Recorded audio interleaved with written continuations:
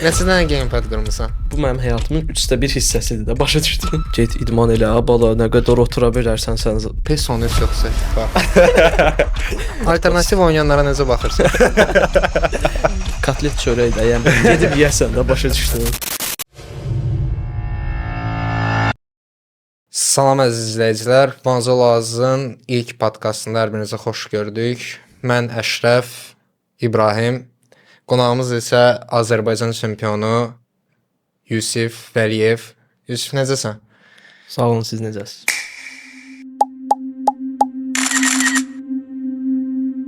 Təşəkkürlər. Şükür, çox sağ olun.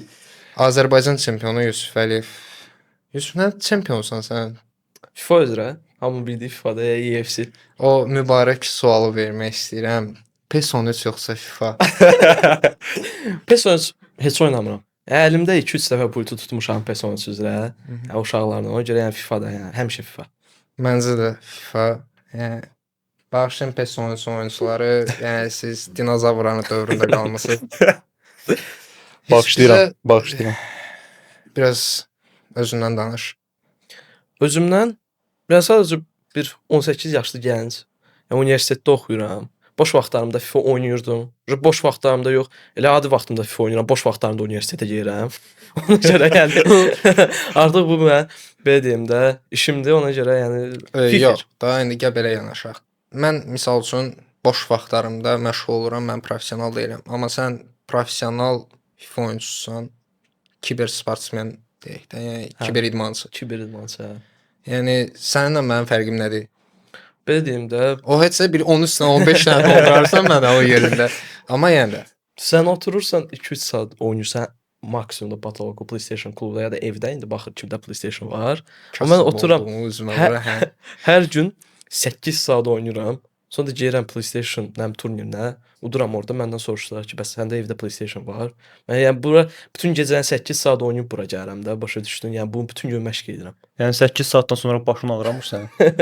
Gözlərim qızarır, amma indi biraz boş gedir, amma hər şey yaxşı olur. Ya mən 2-3 saat oynayandan sonra, yəni sonra tərsligim qalxır. Evə gedirəm, balkona siqaret çəkirəm, özümə gəlirəm. Bu da bir problemdir. Siqaret çəkməyən adam FIFA oynayanda, yəni konkret baş ağrı verir. 2-3 saat sonra fasilə verməsən mütləq. siqaret çəkmək sizin sağlamlığınıza ziyan vurur, əziz izləyicilər. Bəli. Mən çəkmirəm onu. Bəs real futbolu izləyirsiniz də, yəni ki. 100%. Bəs hansı komandaya dəstək eləyirsiniz? Neftçi deyəcəkdim, amma yəni 8 ildir Bavariya azarkeşiyəm. Bavariya. Ən çox onu. Əla. Bavariya Grandda da, yəni o spesifik insanlar var ki, yəni o bölünür. Misal üçün Milan Bayişikləri var, onlar ayrıdır. Real Bayişikləri var, onlar ayrıdır. Nəyə görə Bavariya? Nəyə görə Bavariya il hardasa 2018 idi. Realla Bavariya oynayırdı bu arada. Mən də o vaxt Aikidoya gedirdim. Aikidoda da bir qrup uşaq bölünmüşdü ki, Real olacaq yoxsa Bavariya. Bavariyanın tutanda bir dənə yetim var idi ki, yəni tək qalmışdı da, başa düşdün, amma Real azarkeşdi. Mən də çıxdım, Bavariya udacaq, Bavariya. Bir axşam baxıram ki, Real utdu Bavariyanı. Yəni həmin vaxtdan çox xoşuma gəldi. Həm oyunları, Robben zat sevdirdilər də mənə futbola. Bəs ən sevdiyin oyunçu kimdir? Paul Pogba. Maraqlı. Məncə bu təqdirə layiqdir. Təqdirə layiq bir cavab idi. Növbəti suallara keçmək istəyirəm. İbrahim, buyur. Çempion liqasında vəsiqə qazanda nə hiss elədin? Ayda o his belə başa salmaq çətindir biraz. Çünki təsəvvür edin ki, mən bu xəbəri elə bir fevraldan bilirdim ki, belə bir turnir olacaq. Fevralda, yəni 1 illik pauzadan sonra başladım oynamağa, düzdür. 2 ay ərzində məşq elədim. Neftçiyə keçdim. Neftçidən sonra mən məşqçi ilə məşq etdim 2 ay ərzində. 2 ay liqa davam elədi. Bütün liqanı məğlubiyyətsiz gedirəm və finala gəlib çatıram. Başa düşürəm ki, yəni bütün bu yolu gəldim ki, bura finala çatım, bunu udum və rahatlayım da. Finalı 11-10 udub. Ya ayağı qalxmış, yəni da done. Yəni job done, okey. Mən bundan sonra Çempionlar Liqasına gedirəm, World Cup-a gedirəm. Yəni rahatlıq hissi. Rahatlıq və sevinclər belə qarışıq. 11-10. 11-10. Möhtəşəm. Bəs qələbədən sonra birinci kim sizə zəng vurub? Çox maraqlı bir sual. Onlaynda izləyənlər var idi. Şeydi. Yazırdılar kommentlərdə, halal olsun imişliyə falan da yazırdılar hər şey. Şeydi. Amma ilk bizim ailə qrupumuz var. Oraya yazdım çempionluğu. İlk olaraq da anama zəng elədim. Sonra da dost tanışlar yığdı, elədi, amma orada da intervyu verdiyimə görə tez bazar getdim orada intervyu verməyə, nə bilim, kubok almağa falan o bu. O görə çox qarışıqdı, o yadımda deyil. Amma anama zəng elədim 100% yadımdadır. Bəs FIFA ilə ümumiyyətlə ilk tanışın neçənci ildə olub? Buna elə bil əvvəllər heç kim inanmırdı. Amma mən FIFA 2014-də onu oynayıram. Yəni çünki 6 yaşım var idi. Heç kim də inanmırdı ki, deyir 6 yaşlı uşaq əlində necə joystick tuta bilər də. Yəni onu da уже başa salmaq zət axot olmur da, amma indi Niyə? Üzrü sözünü kəsirəm. Bizim vaxtımızda misal üçün də bizim vaxtımızda Counter Strike var idi. Mən misal üçün də Minecraft axırıncı dəfə oynayanda Minecraft 1.5.2 təzə çıxmışdı. Oyda. Yəni dinozavr oyunu. Mən PES 2009-dan başlamışdım PlayStation 2-də. Mənim hardasa 5 yaşım var idi, 6 yaşım var idi. Yəni mən başa düşürəm, problem deyil. O problem. Biz inanırıq. Biz də şeydə PlayStation 2-də söhbət elədik. Mənim qardaşım PlayStation 2-də oynayanda PC. Sən demə, mənə sönük joystick verilmiş. Mən o təzəcə öyrənmişəm ki, mən əslində oynamıram. Başa düşdün? Mən də O vaxtda oynamırdım. Mən də balaca qardaşlarımla belə edirdim. Amma edirdim. 14-də, 15-də artıq uje yadımdaydı ki, mən karyer modu oynayırdım, qardaşımla oynayırdım. Amma futbola heç baxmırdım, yəni maraq yox idi, ancaq FIFA. Onun sağ olsun qardaşım maraq yaratdı onda. Yaxşı, belə bir sual vermək istəyirəm. Pult upravleniya, pultun idarə olunmasında sən necə oynayırsan? Klassik var, alternativ var, klassik. one button var. Alternativ oynayanlara necə baxırsan? PES oyunçuları da, yəni çox güman. Yaxşıdan tutalım ki, mən R2 ilə qaçmaq istəyirəm. Sənin mənlə problemin nədir? R2 ilə qaçmaq istəyirsən? R1, R1. R1-dən bəlkə. R2 Yox, mən alternativ oynayıram da indi. Hə, Alternativlə R1-dir. alternativdə də klassikdə də R2-dir qaçmaq. Amma məsəl üçün PES-dən keçənlər var, Hə. R1 ilə qaçırlar. Hə. Oyunda analog sprint kimi bir şey var. Ya bu çox fərq atır da. Pro oyunçular hamısı analog sprint istifadə edir. Mən də öz tanışlarıma, dostlarıma deyirəm ki, bəs bunu öyrənməlisiniz. Bu mütləqdir də, belə deyim. Deyir, yox ya abi, mən R2 ilə qaça bilmirəm axı. Abi ifadəsi mənim üçün biraz spesifikdir. Xahiş edirəm növbəti hissələrdə abi ifadəsini işlə zarafat edirəm. Yaxşı. Gəl belə bir şey soruşum səndən. Misal üçün player switch oyunçunu dəyişəndə normalda L1 bir də ki right stick ilə dəyişə bilirik. Mən bunu bir standart ancaq PlayStation klublarda və sair oynayan adam kimi bilirəm ki, bu mənə vaxt qazandıran bir şeydir. Bu tip başqa hansı tips verə bilərsən bizə? Oyda, əslində çoxdur. Amma yəni son vaxtlar özüm. Yəni o focusing öz sekretlərini bildirmir çox da, amma misal üçün də özünü inkişaf elətdirmək istəyən, yəqin ki, kiber idmançılar baxa bilər bu podkastda, ümid edirik.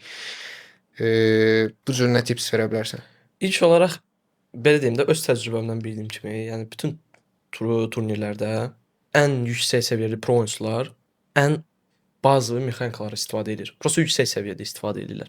Məsəl üçün switch-i right stick-lə edirlər. Yəni bu mütləqdir. Sən L1 ilə switch edirsən, çatdırmayacaqsan, istədiyin yerə switch ata bilməyəcəksən və sol analoqla sənin dönməyin. Yəni elə dönürlər ki, sən ondan prosta top ala bilmirsən. Yəni top ala bilmirsənsə, deməli bir pas gələcək, qol vuracaq. Yəni bu çox sadədir də. Yəni ən bazı mexanikaları çoxlu təkrar məşq edib öyrənsəz daha yaxşıdır. Mən bir dənə belə sual soruşmaq istəyirəm. Mən Ultimate-i ümumiyyətlə çox oynayıram. Hardasa FIFA-dan 21-dən ya da 21-dən. İlk Ultimate-im komanda sizin yanındadır yoxsa yox? Və hansı FIFA idi? Elə FIFA 21 idi bu arada. Yox, 20-də elə bir hardasa yay vaxtları girmişdim Ultimate-imə. Elə xəbərim yoxdur. Yəni söhbətdən xəbərim yoxdur. Nə baş verir burdan, necə oynamalıyam. PS Plus yoxdur. Bəlkə də çox lazımdır deyil, heç yadımda deyil. Amma 21-də yadımdadır ki, ilin əvvəlindən başlamışam. Bir də oyunçu yadımdadır. Winter Wild Cards Kenny Lala. O vaxt yəni o oldular biləcək də, başa düşdün. O yəni əslində right back-dir. Məndə o right winger oynayırdı. Mən də bildiyin noob, heç nə bilmirəm, ancaq çəkirəm ondan finesse, dalinya finesse. Yəni onunla yadımdadır ki, la tak finesse atır. Heç nə bacarmıram da, yəni ancaq onu edirəm. O görə bir də o yadımdadır. Bəs ən sevdiyin oyunçu ümumiyyətlə bütün FIFA-larda kim idi sizdə? Oyda. Çox çətin sualdır. Açığı.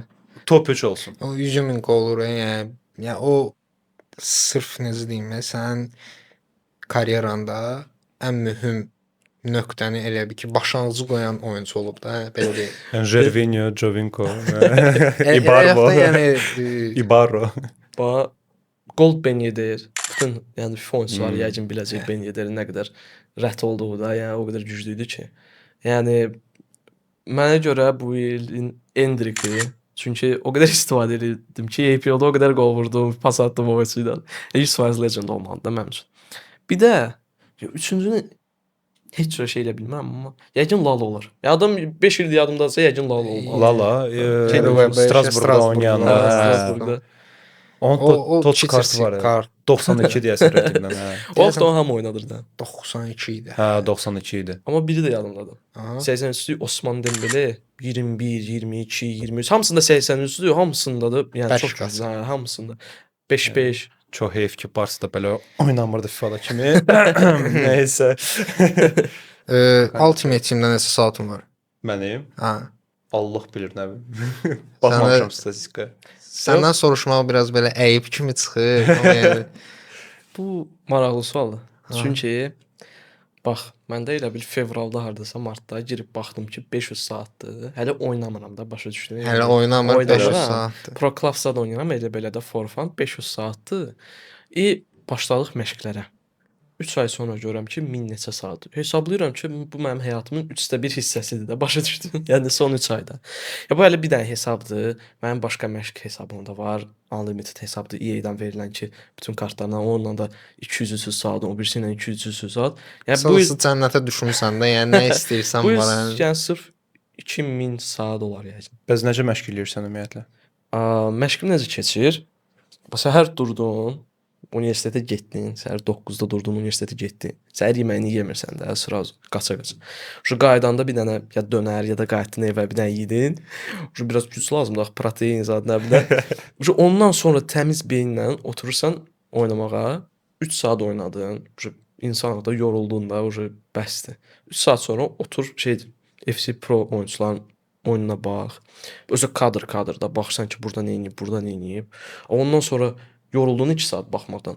Gir yenə 2-3 saat oyna. Nə o güclü oyunçularla Qalatasaray, KTZ olsun, Fenerbahçe, ISO falan, xarici oyunçularla.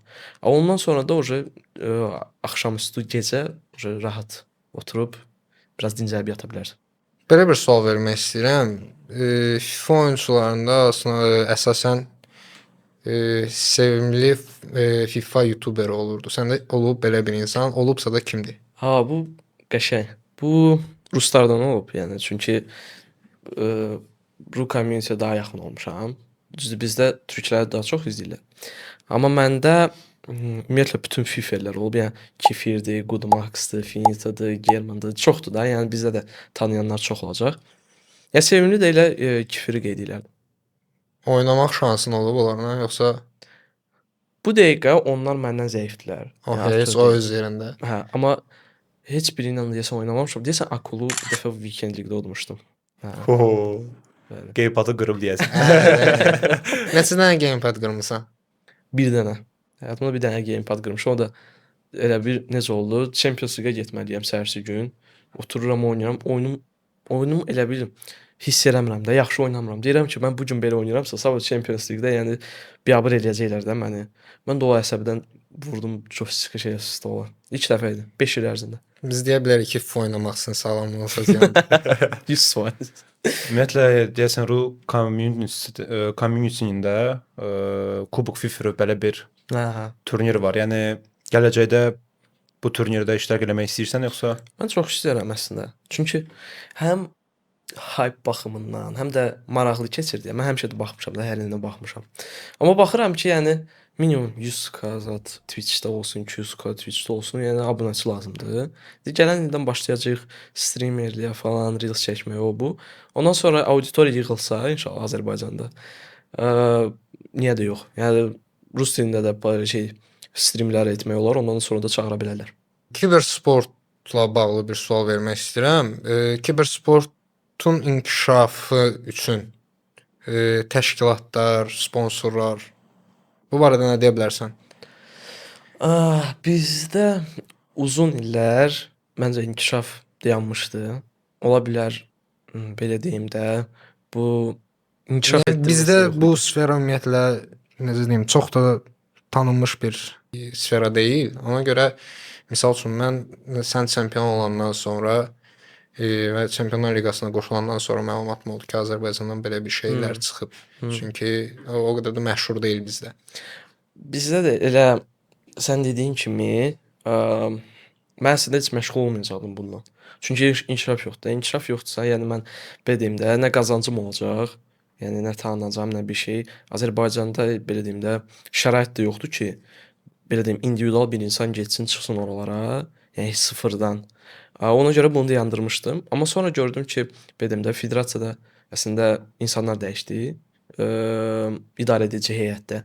Onlar başladılar iş görməyə həqiqətən. Ya bunu görəndən sonra başlayırsan məşqlərə, burada şərait qurulur. Yəni şərait qurulduqca sponsorlar gəlir, Red Bull olsun, Bizon olsun, hər hansı bir enerji içkisi də onların marağı çox olur. Ya da digər içkilər, ya digər brendlər sponsor olandan sonra, bura pul buraxandan sonra həm oyunçuların həvəsi yaranır, həm təşkilatçılıq çoxalır. Ya bunlar çoxaldıqca oyunçu da çıxacaq ortaya. Yaxşı, belə bir sualım var sənə. Dədə Qorqud kimi dedin. Belə bir sualım var sənə. Hələ mənim deyiləm. Kiber sporta, yəni necə sən gəlmisən, necə sən kiber idmançı olmusan? Kiber idmançı olmaq, yəni nə bilim, indi hər üçün fərqlidir. Kimsə deyir ki, mən aylıq 100 manat tutdum bu oyundan, fişədə mən artıq kiber idmançıyam. Kiminsə pul ümumiyyətlə heç bir şey deyil də. Yəni sadəcə nə bilim, Neftçi Sportsdayam, okey, mən artıq kiber idmançıyam. Yəni, heç bir uğurun olmasa da. Mənim üçün kiber idmançısı olmağım yəqin elə bu ildən oldu. Yəni mən saat elə belə oynayırdım. Başlayanda peşəkar oynamağa. Bir şey ki, Azərbaycanda çempion oldumsa, deməli bir şey bacarıram. Deməli kiber idmançı sayıla bilərəm. Mənə görə belədir də. Yəni getdim xaricə, xaricdəkilərlə okey, yaxşı nəticələr göstərməsəm belə bir rəqabət apara bildimsə, artıq özümü kiber idmançı sayıram. Yaxşı bir nüansa toxundun mənim üçün. Nəyə görə Neftçi? Bax, suala tam verim ki, provokativ anlaşılmasın. FIFA-da FC26-da Qarabağın lisenziyası var. Qarabağ komanda kimi var, oyunçuları var. Düzdür, bizim digər klublarımız da Avrokuboklarda iştirak edir, ölkəni təmsil edir. Nəyə görə Neftçi? Qarabağın olması, yəni əslində mən də fikirləşirdim ki, bütün bu söhbətdə belə deyim də, liqada da Qarabağda iştirak eləyəcək. Çox güman, əslində mən əvvəldən elə fikirləşirdim ki, Çempionlar Liqaya çıxan, yəni fərqi yoxdur hansı klubdan olsun Qarabağı təmsil edəcək. Mənim ağlımda belə idi. Amma elə deyilmiş. Yəni Qarabağ maraq göstərmədi bu sahəyə. Nə də Sabah maraq göstərmədi. İndi Sabah bəlkə, amma Qarabağ ümumiyyətlə maraq göstərmədi. Bu marağı Neftçi göstərdi. Yəni həm mənlə əlaqəyə keçdilər, həm məni yoxlanış elətdirdilər də. Yəni orada marketinq direktoru var, Kaan Gültekin. O buna çox ciddi yanaşdı da. Yəni bu sahəyə bir idman sektoru kimi yanaşdı, professional yanaşdı. Ya bizi yoxlatdırdı. Yoxladığı adam da deyim, Kəpəzin oyunçusu Orxan Cəfərzadə, Karvanın oyunçusu Ayxan Əliyev, Tural Əliyev Sumqayıt oyunçusu, bir də mən. 4 də oyunçu yoxladı. EPL-dən də ilk 4 yeri bunlar idi. Bunların arasında məni seçdi. Mənlə birlikdə məşq elədik. Türkistan Ulutaşla biz məşq elədik. Çempion olduq. Yəni bu o deməkdir ki, maraq göstərən klub qazandı. Hə. Yəni əsl futbolu da həmişə elə olur. Mən çox maraqlıdır. Valideynlər necə sənin kiber idmançı bəli. Olduğunu. Bax, gəl belə yanaşaq da. İbrahim müəllimdir. Mən müəlliməm. Ev tapşırığını yerinə yetirməyib, gələn evdə həmin ev tapşırığını ayırmalı olduğu vaxtı oyunlara və s. sərf edən uşaqlara mən o qədər də belə sərt yanaşa bilmirəm. Nəyə görə? Çünki özüm hələ təzə həmin dönəmlərdən çıxmışam. Bəzən özüm də misal üçün işdən sonra öz iş yoldaşlarımla PlayStation oynayırıq. Amma valideynlər üçün bu biraz necə deyim, qırmızı nöqtədir. Öz Azərbaycanda. Cəmal Azərbaycanda. Bu mənə çox tez verilən sualdır. Belə deyim də, mən bir neçə fərqli yanaşma görmüşəm burada. Bir yanaşma odur ki, oyunlar, iqra oynamaq olmaz da. Yəni bu sən narkoman olasan, içki içəsən, vəbşi yəni da sənin həyatın getdi. Başa düşdün, iqraya dəydinsə vəbşi. İkinci yanaşma var ki, daha belə rasional olur. Məsəl üçün mən çox insan tanıyıram ki, sadəcə elə belə oynayır və 10 saat vaxtını öldürür də. Okey, heç bir məşq, heç bir belə deyim, ciddi yanaşma yoxdur oyun barəsində. Sadəcə 10 saat vaxtını uşaqlarla öldürür. Aslında ki, mən də belə yanaşıram ki, okey də sən 10 saat elə belə oynamaqdansa dərs oxusan məncə daha yaxşı olar da. Bu daha rasional yanaşmadır. Bir də yanaşma var ki, okey də nə istəyirsən elə, okey, fərqi yoxdur. Bizdə elə idi ki, daha rasional idi. Çünki bir vaxt elə belə oynayırdım, heç bir inkişaf yoxdur. Özüm də bunu dərk edirəm də. Bir ara pauza verdim ki, okey, bir neçə belə deyim, mübahisədən sonra, gecə 5 saat oynayandan sonra mübahisə başladı ki, bəs nə qədər olar, nə qədər oynamaq olar falan. Ondan sonra mən özüm də dərk etdim ki, yəni yeri yoxdur da. Yəni 11-ci sinifəm, 10-11. Yəni bu həmin mərhələdir ki, sənin universitetə girəcəyin mərhələdir. Bir il dayandırdım. Bir il dayandırdım. Bu mənə çox təsir elədi. Mən çox uğurlu insan oldum, yox. Yəni 430 bal yığdım, girdim UNİK, okey, nice, amma oyun da oynasaydım, oynamasaydım da eyni şey olacaqdı. Yəni heç bir fərqi olmadı mənim üçün. Yəni indi də heç qarışmırlar. Yəni düz deyir, yəni get idman elə, bala, nə qədər otura bilərsən sən falan. Amma yəni bu normaldır. Bunu mən də başa düşürəm. Amma o indiki vaxtda Nəticə verəndən sonra artıq insanlar özü başa düşür ki, mən keçən yay Naxçıvana getmişdim. Çünki Naxçıvanlıyam. Və orada oturmuşduq, söhbət eləyirdik. Mən də bunlara hələ EPL yoxdur. Mən bəs telefonda göstərirəm ki, bəs Saudilərin belə bir çempionatı var, World Cup, mənim məqsədim buradır. Baxın, 75 milyon dollar falan. Bunu danışan moment bir də başımı qaldırdım ki, mən necə baxılıb belə baxır. Başa düşdüm. Mən də heç kim də heç nə başa düşmür də. Mən başa düşsə də baxdı. Bəs mən nəticəyə gəldim ki, görəsən bunlar nə deyəcək? Çünki mən heç vaxt demirdim belə bir marağımı. Çünki bilirdim ki, heç kim ciddi yanaşmayacaq onsuz. Gözlədim, axırda bala boş şeydir, o yığıra oynama. Mən dedim heç bir şey. Bir də ora yəni o söhbəti açmadım, amma sağ olsunlar çempion olandan sonra özləri zəng elədilər, təbrik elədilər. Dedilər ki, məqsədimə nail oldum falan. Yəni unutmamışdılar. İndiyə kimi minlərlə insanla oynamısan FIFA-nı. Qarşılaşdığın ən maraqlı rəqib, ən çətin rəqib və ən əsəb pozan rəqib. Ayda. Of. O qədər insanla oynamışam. Amma qarşılaşdığım ən çətin rəqib yəqin Manu Başar olar. 2 qat dünya çempionudur. Hər iki time ərzində heç nə edə bilmədim də. Yəni Çempionlar Liqasında deməli məsələn Ali Hanzla oynamışam. PSG-lə oynamışam. Adamın price pulu karyera boyu $700,000 da. O da dünya çempionu. Yəni onunla 8-7 falan oynamışam. Bununla 12 idi də. Başa düşdün? Yəni birinci time 5-0, ikinci time'da 12 bitdi. Başa düşdün ki, heç bir şey elə bilmirəm də. Bütün əlimi qolumu bağlayıb. Bu ən çətin rəqib idi. Ən əsəb edici yoxdur. Anders'lə oynamamışam çünki. Anders olsaydı 10 dəfə Hollandiyalı qaqaş. Danimarkalıdır, sarışın. Balaca boy sənə görünür, o məndən eyni boydadır. Əvvəl balaca boydu. Biz onu tanıyanda o boyda bir şeydi. 40-0 eləyirdi belə qədər. Danimarkalı o 10 dənə gol vurur, hamısında belə durur. Yəni Elə insanlara fikir verməmək lazımdır. Real həyatda ignore eləmək ən effektiv şeydir. bir də üçüncüyü kim demişdin? Ən maraqlı rəqib. Maraqlı. Ən maraqlı. Deməli çox qəribə olacaq. Bu insan əslində gürcüdür. Artıq İK'dadır. Gürcü? Gürcü. Pro falan deyir də, yəni adiyyəti yoxdur da.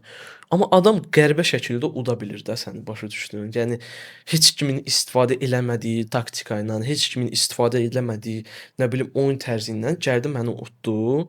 Ondan sonra başa düşdüm ki, yəni daha da güclü oyuna bağlayıram ki, belə gizli rəqiblər belə deyim də, gəlib udmasın. Götür topu, Erçə basır, Ronaldo ilə qaldırır belə topu, Çelisi və oradan center polyanı cop qoyur şeydir. Gol olur. Elə gol olur. Tutoriallarda girib baxdığımız o şeylərə adam FIFA-da da şablon var da, atdın üç bucağı, təkbətəyə çıxdın, gol vurdun. O fint ortada mənim üçün çox qəliz gəldi. Bəs hansı taktika ilə daha yaxşı olar oynamağa FIFA-da indiki özü? İndiki 4-4-1-1, amma mən 4-4-1-1 heç oynamadım bu il. Heç mənlik deyil də. 4-4-2 oynayan mənim kimi. Məncə həmişə stabil qalacaq. Çünki elə FIFA olmayıb ki, 4-4-2 meta olmasın. Yəni elə şey olmur da. Yəni 4-4-2 ən klassik sxemdir oyunda FIFA-da. Ki mənə görə 4-4-2-dir. Yaxşı, belə bir sualım var. Psixoloji cəhətdən ümumiyyətlə bütün kiber idmanların turnirlərdə çox önəmlidir, yoxsa Nə dərəcədə önəmlidir belə Bəli. deyək? 100% önəmlidir. Bax, ən sadə nümunə göstərəcəm. Təzəlicə hərdəsə 5 gün əvvəl RVP Legend dünya çempionu oldu. Yəni mən də bütün əlaqələrim olduğuna görə onu özünə yazdım. Yazdım ki, bəs çox güman ki, sən özün də inanmırsan ki, sən çempion oldun və inanmırdın buna. Çünki mənə görə, mənim psixologiyama görə dünya çempionatında mən bu gün çempion olacam psixologiyası ilə çıxmaq çox çətin bir şeydir. Yəni ona inanmaq çox çətindir. Amma o mənə dedi ki, yox, mən bu gün səhər durdum, məşqçimə dedim ki, bu gün çempion bizik. Yəni bu onu göstərir ki, underdog, həqiqətən Rumıniyalı underdog o psixologiyanın çıxıb çempion olması, yəni çox fərq atır mental olaraq. Məşqçi nüansına toxunmaq istəyirəm. Məşqçi nə qədər önəmlidir bəs? Məşqçi hər halda önəmlidir. Yəni bütün idmanlardakı kimi, ya qıraqdan baxan insan sənin səhvlərini də görür, düz hərəkətləri də görür. Məndə məşqçi türk idi, Türkçə Ultaş, o neftçidəkilər tapmışdı, yəni Kaan tapmışdı. O mənə çox kömək oldu. Çünki mən oyunu buraxmışdım və metanı bilmirdim. O başa salandan sonra mən yəni başlayırsan özü inkişaf etdirməyə. Professional yanaşmağa başlayırsan. Hə, özün başlayırsan professional yanaşmağa. Onun dediyini daha da çox məşq edirsən, praktis edirsən. Ondan sonra artıq onun sadəcə bizə necə Yön verən kimi lazım olur. Turnirlərdə gəlsin, analiz eləsin. Yaxşı. Analiz məsələsinə toxunmaq istəyirəm. Ən çox öz oyunlarını analiz edirsən, yoxsa rəqiblərin, yoxsa bu proses necə baş verir? Bizdə elədir ki, şeydir. Mən özümü analiz edirdim ancaq və məşqçim olanda əslində biz o işlə çox da məşğul olmadıq. Biz ancaq yenə də öz oyunumuza fokuslanırdıq. Analizə sadəcə praktis edən vaxtı öz oyunumuza fokuslanırdıq, bir-iki nə şey deyərdi. Amma mənim təcrübəmə görə hər ikisini analiz edilir. Amma daha çox öz oyununu. Öz oyununa fokuslansan, sən daha güclü olsan, hər halda rəqibi udassan. Bir dənə də maraqlı sual.